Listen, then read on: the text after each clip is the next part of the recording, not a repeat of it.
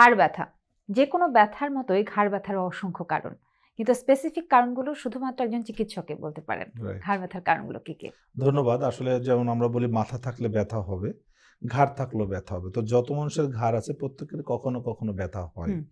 আর যদি এটা আমরা জানি যে কি কারণে ব্যথা হয়, তাহলে কিন্তু অলমোস্ট আমরা 95% ঘাড় ব্যথা কিন্তু প্রিভেনশন করতে পারি। আচ্ছা। তো ঘাড় ব্যথা সাধারণত আমাদের যেটা রিসার্চ বা আমাদের যে অ্যাসেসমেন্ট, সেখান থেকে আমরা দেখেছি অলমোস্ট ২ টা কারণে ঘাড় ব্যথা হয়। যেমন কোমর ব্যথার সাথে ঘাড় ব্যথার একটা সম্পর্ক। কারণ ঘাড়ও যে স্পাইনাল যে আমাদের ভার্টেব্রা যে স্ট্রাকচার, কোমরও সেম তাই। তো আমাদের ঘাড়ে ছোট, ছোট হাড় থাকে যেটা আমরা সার্ভাইকাল ভার্টেব্রা বলি। হুম, হুম, হুম। তো এখানে ২ টা কারণ, যেটা মেকানিক্যাল নেক পেইন, একটা প্যাথোলজিক্যাল নেক পেইন। এখানে কিন্তু মেকানিক্যালি ঘটনা ঘটছে। দেখেন আমরা অলওয়েজ সামনে ঝুঁকে কাজ করি। হুম। যারা লেখালেখি করি, পড়াশোনা করি, টিচাররা, দেখবেন অনেক টিচার আছে বিছানায় বসে খাতা দেখে ঘাড় বাঁকা করে, করে।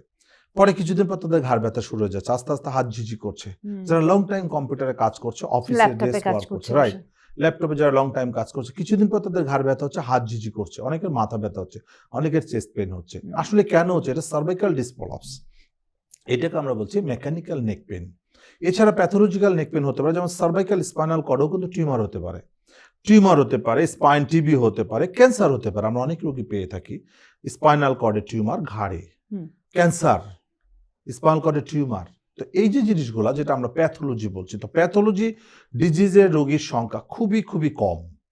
কিন্তু মেকানিক্যাল যে প্রবলেমটা হচ্ছে, এটা কিন্তু অনেক বেশি, যেটা